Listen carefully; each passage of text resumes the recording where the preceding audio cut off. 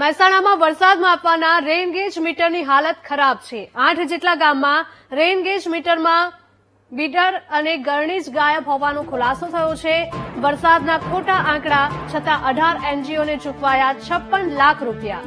ઉત્તર ગુજરાતમાં પાણી વપરાશ, બચાવ અને સંગ્રહની જવાબદારી 18 એનજીઓને સોંપાઈ છે। ઉત્તર ગુજરાતના ગામડાઓમાં 4 વર્ષ પહેલા શરૂ થઈ હતી અટલ ભૂજળ યોજના।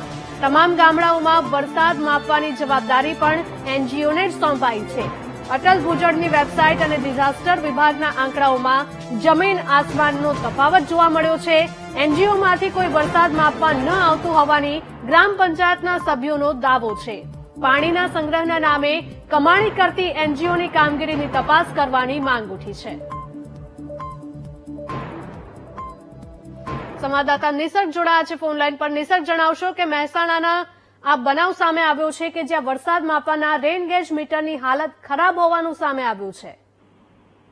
હિરલ, મહેસાણાના જે વરસાદ માપવા માટે રેઇન ગેજ મીટર છે તેની હાલત ખરાબ હોવાનું સામે આવ્યું છે, જેમાં ઉત્તર ગુજરાતના 36 તાલુકાના 1873 ગામડાઓમાં જે સ્થિતિ સુધારવા 4 વર્ષ પહેલા અટલ ભૂજળ યોજના શરૂ કરવામાં આવી હતી। તેમાં રૂપિયા 741.22 ના 22 કરોડના પ્રોજેક્ટમાં પાણી વપરાશ, બચત અને સંગ્રહની જવાબદારી 18 એનજીઓને સોંપાઈ હતી। તેમાં જે વરસાદ માપવાની જે કામગીરી છે, જવાબદારી છે, તે પણ એનજીઓને આપવામાં આવી હતી। તેમાં જે એનજીઓ છે તેમને દરેક ગામ દીઠ 3000 રૂપિયા ચૂકવવામાં આવતા છે।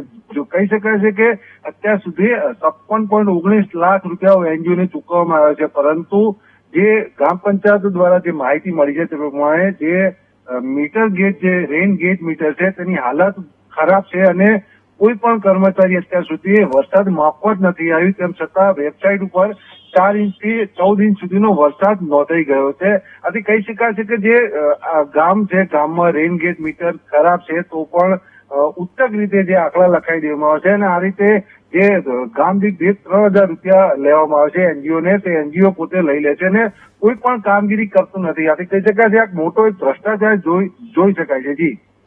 જી બિલકુલ, માહિતી બદલ આભાર નિસર્ગ।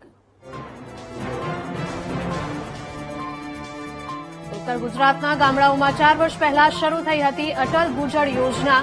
તમામ ગામડાઓમાં વરસાદ માપવાની જવાબદારી પણ એનજીઓને જ સોંપાઈ છે। અટલ ભૂજળની વેબસાઇટ અને ડિઝાસ્ટર વિભાગના આંકડાઓમાં જમીન આસમાનનો તફાવત જોવા મળ્યો। એનજીઓમાંથી કોઈ વરસાદ માપવા ન આવતું હોવાની ગ્રામ પંચાયતના સભ્યોનો દાવો છે।